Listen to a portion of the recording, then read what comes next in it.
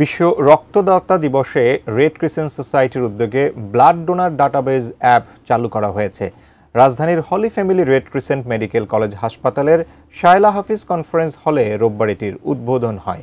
এতে প্রধান অতিথি হিসেবে উপস্থিত ছিলেন বাংলাদেশ রেড ক্রিসেন্ট সোসাইটির চেয়ারম্যান অবসরপ্রাপ্ত major general doctor Mohammad Azizul ইসলাম।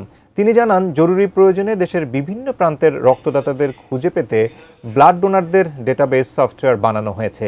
স্বেচ্ছায় রক্তদান আন্দোলনকে বেগবান করতে সমাজের সবাইকে রক্ত দিতে আহ্বান জানান তিনি।